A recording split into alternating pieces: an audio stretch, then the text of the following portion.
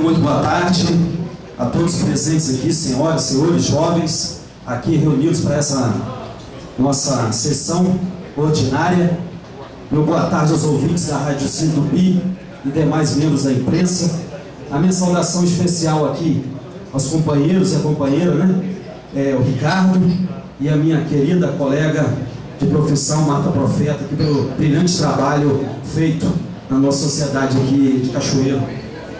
E um dos assuntos que estão debatidos aqui nas nossas assembleias populares é justamente essa problemática do que diz respeito aos bancos.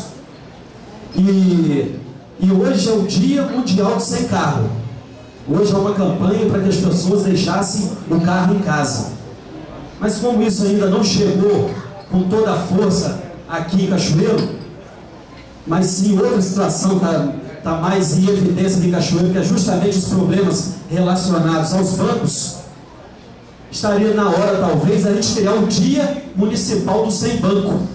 A gente, em protesto contra os desbandos do banco, contra a pouca vergonha que os bancos fazem com os cidadãos de bem de Cachoeiro do Itapemirim, e aliás, que não, infelizmente, não é só daqui, é do Brasil todo. A gente propôs aqui o Dia Municipal do Sem Banco, que ninguém fosse ao banco durante um dia, mesmo que a gente deixasse para ir outro dia, mas que um dia, de forma de protesto, ninguém fosse ao banco, para ver se eles tomavam consciência dos desrespeitos que eles cometem conosco cotidianamente. Então, é um desabafo que a gente faz aí a respeito disso. Uma outra situação que, aproveitando a audiência pública que houve aqui a respeito do funcionamento dos bancos, esse problema que parece que não tem fim, que é a fila dos bancos, eu aproveitei para fazer uma enquete aí com a população.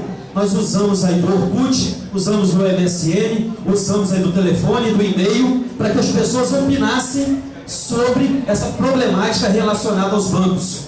E rapidamente que eu vou ler alguns dos pedidos dos cidadãos e das cidadãs de Cachoeiro que participaram dessa enquete conosco aí, de forma direta. Os cidadãos estão pedindo mais esclarecimento a respeito da lei, a fim de que a população conheça os seus direitos. Então, é uma coisa que a gente tem que estar propagandeando e alardear pela cidade, para que a pessoa tenha conhecimento de causa e possa cobrar. Não esperar que o PROCON cobre, mas ela, como cidadão e cidadã, possa cobrar diretamente. Vereador, sim, presidente. Hoje à noite,